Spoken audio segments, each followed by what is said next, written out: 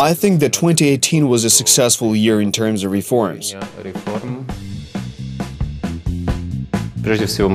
First of all, there is noticeable economic growth.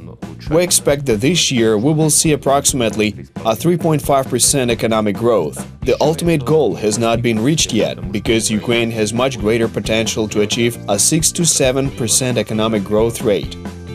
We're already noticing certain positive moments as a result of certain reforms, but their completion remains on the distant horizon. I think that there were a number of extremely important reforms conducted in 2018, among which I would highlight the reform of the medical sector, decentralization, and the civil service. The year began with the functioning road fund. During the year, we saw how much the results of such reform, the creation of the road fund, and the accumulation of specially targeted finances gave.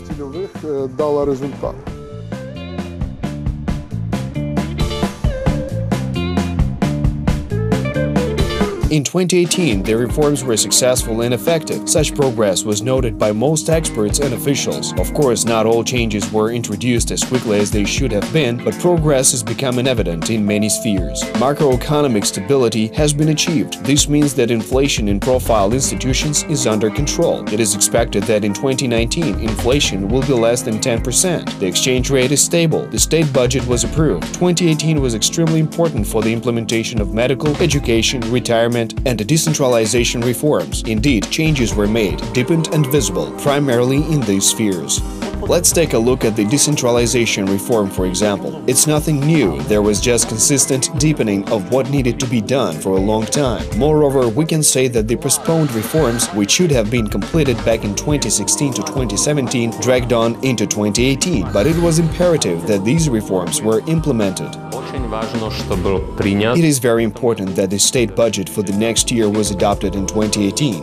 It is very important that it was adopted in accordance with the requirements set in the IMF agreements. That means that the conditions are favorable for maintaining economic stability over 2019. And this is very significant, as this will be the year of elections. The new privatization law came into force. Many experts consider it progressive and fairly effective. Small procurement through Prozoro electronic auctions has started. It is currently one of the best procurement systems in Europe. Next on the roadmap is major procurement with the involvement of professional advisors. In addition to that, the reform of the judicial system was no less important for the state.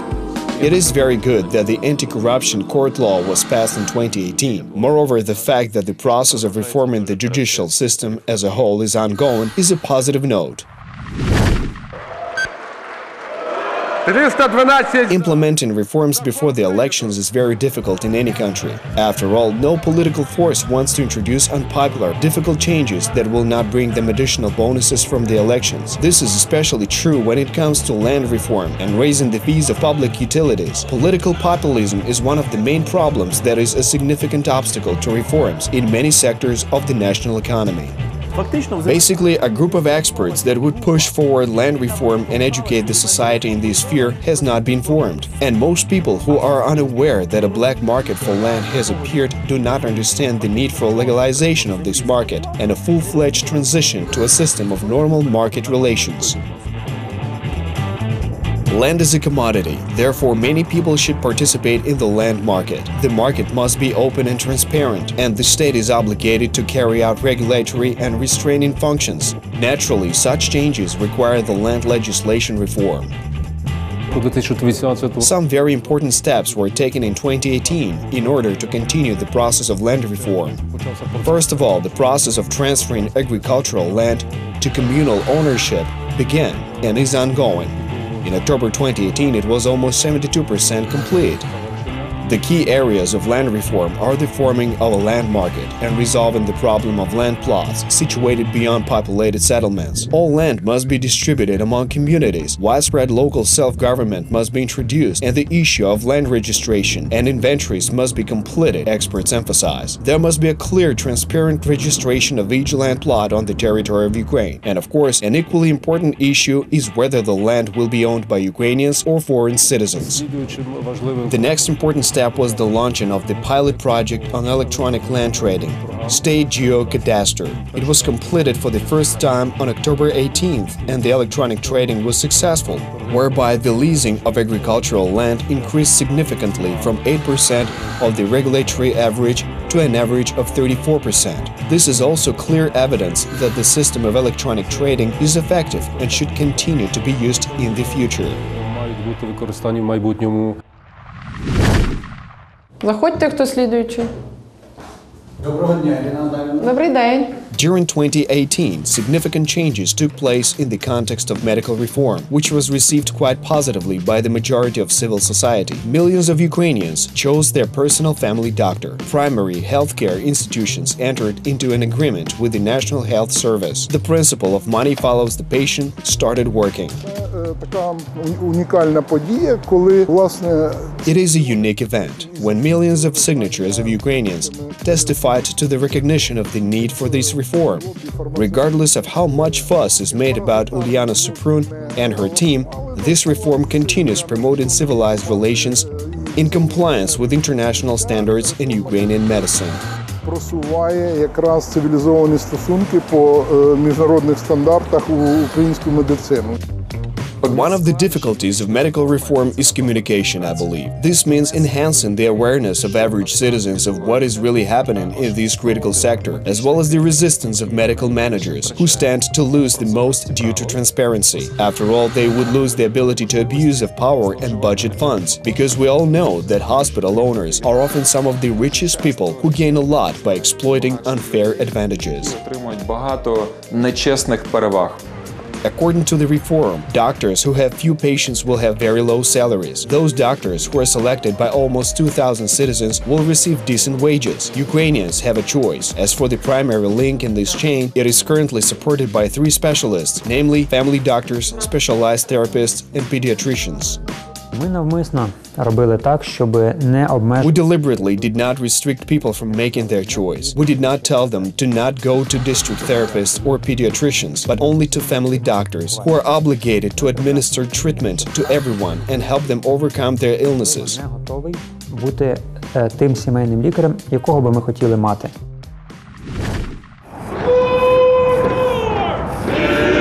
Defense reforms are continuing. The Ukrainian army is being reformed in compliance with NATO standards. In 2019, the North Atlantic Alliance identified 5 key priorities for reforming the security and defense sector in Ukraine. Those standards include new laws on the security service of Ukraine, intelligence services, and the system of management of classified information. Закон про нацбезпеку The law on national security and defense and the beginning of the transformation of troops under civilian control is essentially a transition to NATO standards. It is a complete transition that will provide us with the dynamics of rapprochement with NATO. The fact is that standardization is taking place, and the requirement for civilian control over the troops is effectively playing its role. That is, we can see Minister Poltorak wearing civilian clothing, and this already means that Ukraine has fully accepted these standards and is successfully moving towards the point of no return. шляху немає. Обороноздатність є надзвичайно важливою. Defense capacity is an extremely important topic in the context of Russia's aggression against Ukraine and the ongoing war. Therefore, continuing the work to provide defense capabilities is an important strategy, which continued to be applied in 2018. The trust of the Ukrainian people in the national army, which is extremely high, is in my opinion an indication that there are positive changes in the sphere of national security and defense. Національної безпеки та оборони відбувається. Some experts say that Ukraine needs quick reforms. After all, without this locomotive of progress, the state will move forward very slowly. Before introducing new changes, all the reforms that were initiated earlier have to be completed, other experts say. Only then the country and the Ukrainian people will see positive results. Тому що немає нічого. After all, there is nothing worse than incomplete reforms. Moreover, an incomplete reform cannot show the end result. Take decentralization reform as an example. Yes, some agglomerated communities have already become successful, but the general situation in Ukraine is still far from where it needs to be in order to understand what will happen in the future. Реформу повністю. We can't change the course of this state ship and turn back when we're already halfway there, since we know for sure to which port we're heading and where we want to arrive. This port is called the European Union and NATO.